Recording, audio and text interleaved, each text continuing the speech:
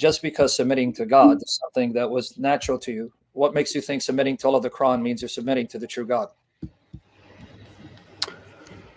Because when I read the Quran, I don't find any contradictions. There are plenty of contradictions, friend. We'll get into that. But Okay. that's subjective again. Even if you have a book that has no contradictions, that doesn't mean it's a revelation from the true God. So what makes you think the God of the Quran is a true God, the God revealed through the prophets?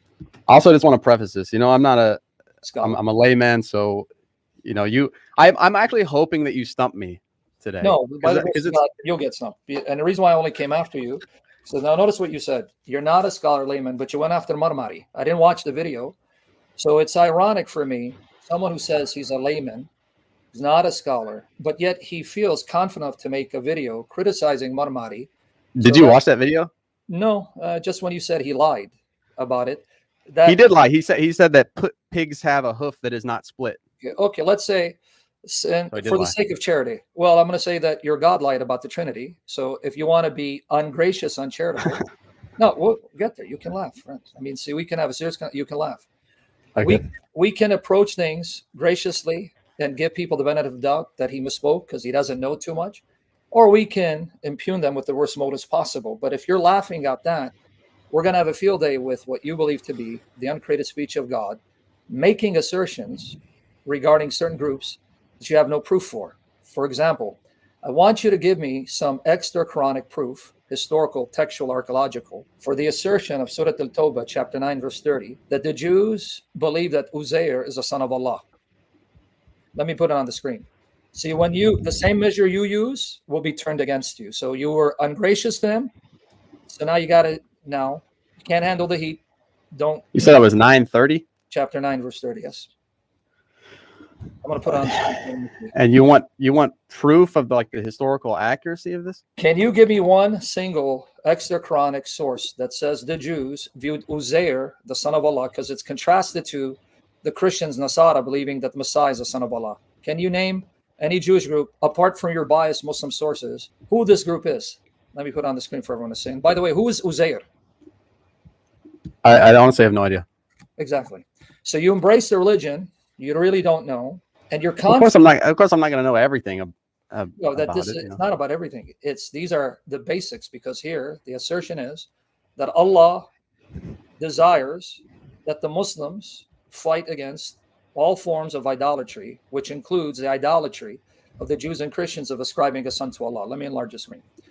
So if you haven't read chapter 9, which is one of the final chapters, according to Muslim sources, if we just go by the Quran, we don't know about the chronology of the Quran. But if I go with Muslim sources, chapter 9 is one of the last, if not the last chapters that was composed in Surah Al-Bara'ah, Surah Al-Tawbah.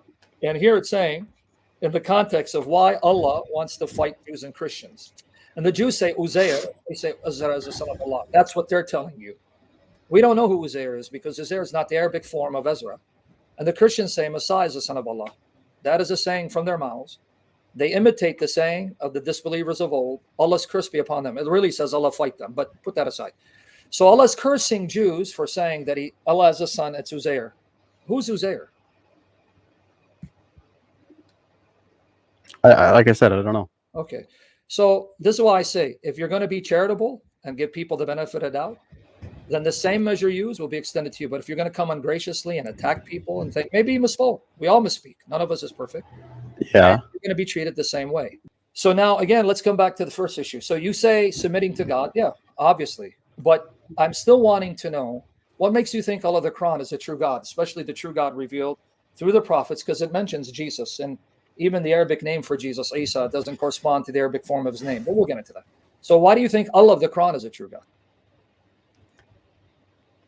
When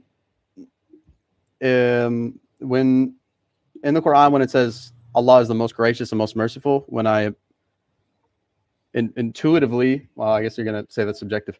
Yeah, it is. It is subjective, but you're asking me, why do I think so? Isn't that? But you're doing dawah, right? You're trying to invite people to the way of Islam, because obviously you got a YouTube channel. So now I'm a Christian.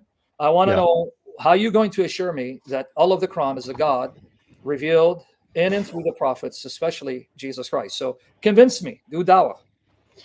Can't be just subjective. Well, I mean, you're a Christian, and I don't think I didn't really come here with the intention of trying to convert you to Islam, but if you're curious, I think if you read the attributes of Allah, if you understand the attributes of Allah, I do. then I think you would logically come to the conclusion that that is God. No, not at all. There are attributes of Allah that do not befit the attributes as outlined in the scriptures, the Bible, and revealed in Jesus. For example, I'll just give you the most basic. By the way, Sure. why am I saying?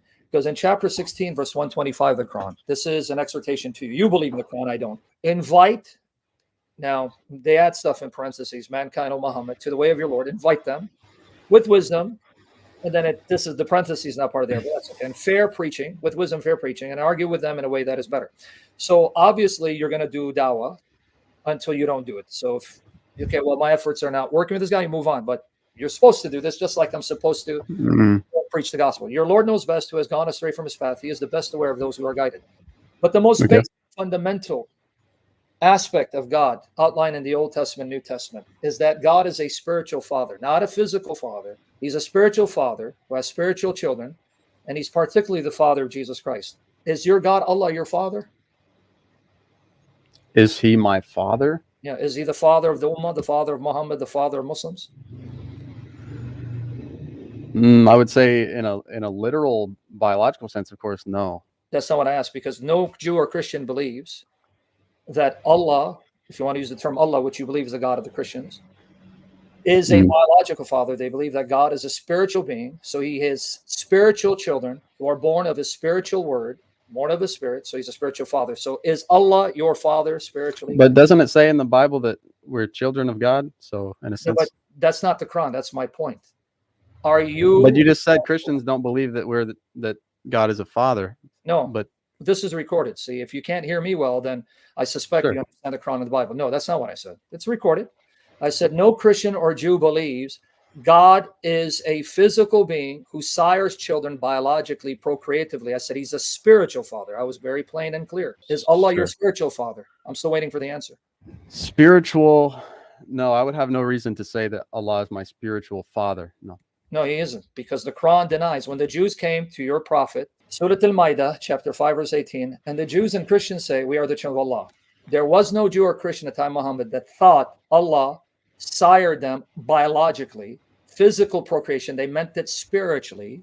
And I'll prove that from the scriptures of the Jews and the Christians and his loved ones. And then the responses say, why then does he punish you for your sins? Nay, you are but human beings of those who he has created. He forgives whom he wills, and he punishes whom he wills. And to Allah belongs the dominion of the heavens and the earth, and all that is between them.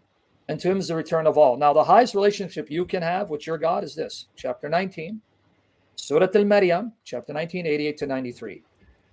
And they say the most beneficent has begotten a son, or offspring, or children. Now, remember, parentheses, brackets, that's not in the Arabic. So I can, Right. we can read them. As the Jews say, Uzair is the son of Allah, and the Christians say that he's begotten a son, Isa, and the pagan Arabs say that he has begotten daughters. That's their comment.